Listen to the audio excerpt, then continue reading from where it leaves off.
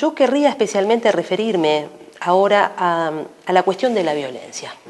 Digo porque es un tema que está en todos lados, que la verdad se ha instalado en el espacio de lo público con mucha fuerza, y yo querría hacer algunas consideraciones respecto de la violencia. La primera consideración que quiero hacer es que evidentemente nosotros no tenemos ninguna evidencia empírica que nos demuestre a nosotros que los adolescentes son violentos. Es más, toda la evidencia empírica que tenemos nos dice que la mayoría, la enorme mayoría, la gran mayoría de los adolescentes no sufren los efectos de la violencia.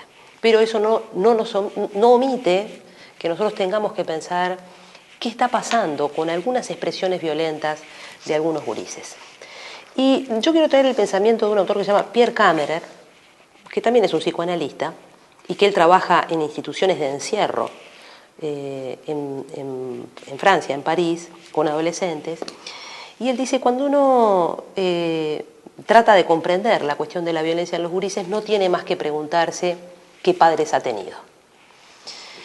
Y sin duda es una pregunta que tenemos que hacernos, pero para Kammerer y para nosotros esa pregunta tiene diversas significaciones. Y Kammerer dice, mire, primero lo que nosotros tenemos son los padres biológicos. Los padres biológicos son aquellos que no han tenido más función que traernos a la vida, que procrearnos. Luego están, dice Kammerer, los padres de la realidad. Los padres de la realidad son esos que en la medida que han podido han saldado la deuda de vida, dice Kammerer. Y con esto se refiere a que los niños no vienen con un pan abajo del brazo, sino que los niños vienen con una deuda que hay que saldar. Esa es la realidad de los niños que llegan al mundo. Y entonces los padres de la realidad son estos que en la medida que han podido han saldado esta deuda de vida.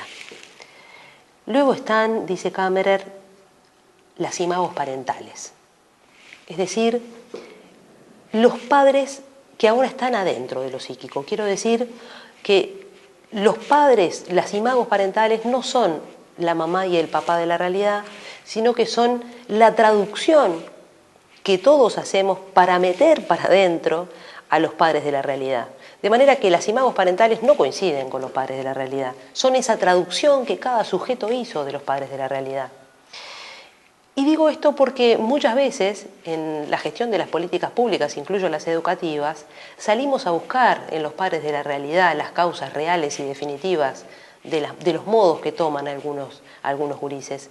Y nos olvidamos que hay unas imagos parentales y que hay una traducción que el sujeto hace, de manera que uno puede tener una madre de esas que dice, che, no se puede, esta madre no puede, esta madre es incapaz de maternar. Y sin embargo, hubo uno que agarró ese poquito de la mamá, que nutría, ese poquito que le permitía salir adelante y constituirse como un sujeto de la palabra y finalmente como un adulto parado sobre sus pies.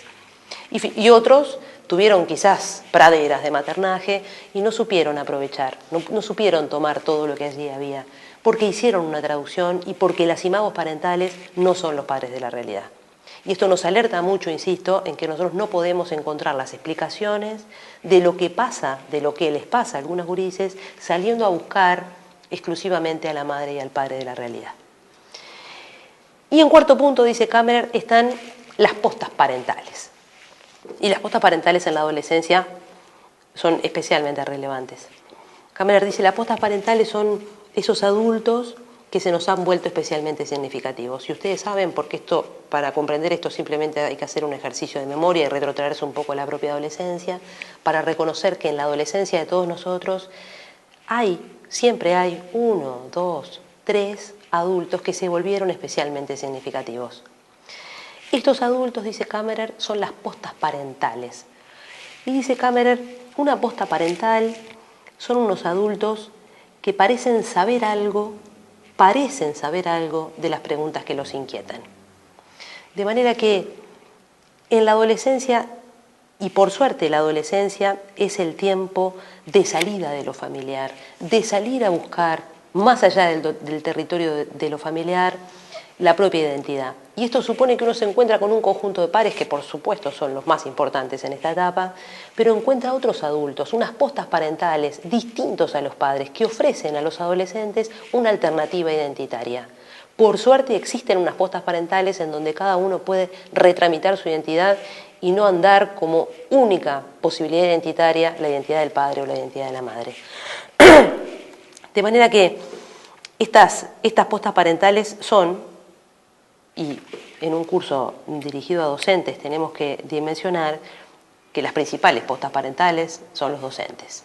Digamos, son los docentes los que le pueden ofrecer a estos gurises unos modos, unas maneras, unas oportunidades de encontrar en ellos unos rasgos que de pronto les resultan interesantes y que se han vuelto por eso especialmente significativos. Y hay una quinta categoría, dice Kammerer, que son los padres por venir, es decir, finalmente son esos restos, digamos, esos lugares que van quedando internamente y que tienen que ver con lo que se va a poner a jugar cuando estos adolescentes, ellos mismos, sean los padres de sus hijos. Yo quisiera traer, además,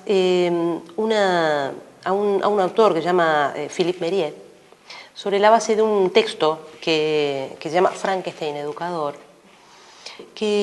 donde Mérieux trabaja esta idea de Frank, toma la novela de Frankenstein, la de Seller, y ustedes recordarán que los que leyeron la novela, Frankenstein, lo que nosotros recordamos como Frankenstein es la bestia, pero en la novela Frankenstein no era la bestia, Frankenstein era el doctor Frankenstein. Y ahí ya aparece una metáfora interesante de qué ha pasado con este desplazamiento. ¿Qué ha pasado con este desplazamiento de la bestia hacia el monstruo de este nombre que originalmente estaba en el doctor? Y Philippe Mérieux plantea ahí que, trayendo esto de la novela, y dice que finalmente el doctor Frankenstein era un sujeto que estaba obsesionado, digamos, con construir lo humano, con fabricar lo humano. Y finalmente fabrica algo que se parece a lo humano. Y cuando este sujeto ingresa a la vida, cuando la bestia ingresa a la vida, en la novela de Seller, este Frankenstein era profundamente bondadoso. El Frankenstein, en el origen, en el inicio de la vida, era pura bondad. Era una criatura bondadosa, dice Seller. Es cuando descubren la chaqueta del doctor, una libreta del médico, en la que el médico cuenta el pánico que le produce su creación y que es por el pánico que le produce esa creación que decide abandonarlo, es ante la constatación de este abandono que Frankenstein, la bestia, deviene en pura maldad. De manera que Mérieux dice, fabricar un hombre y abandonarlo es correr efectivamente el riesgo de hacer de él un monstruo. Yo creo que en este país y en términos generacionales ese es el tipo de desafíos que tenemos por delante. Tenemos que generar las condiciones, producir un imaginario que nos permita a los adultos seguir parados de pie, dando la lucha que supone la vida y no abandonar, porque el abandono solo puede producir monstruosidad. Así que yo voy a dejar por acá, quería hacerles este planteo y bueno, y agradecer nuevamente a la gente del curso y mandarles a ustedes un gran abrazo.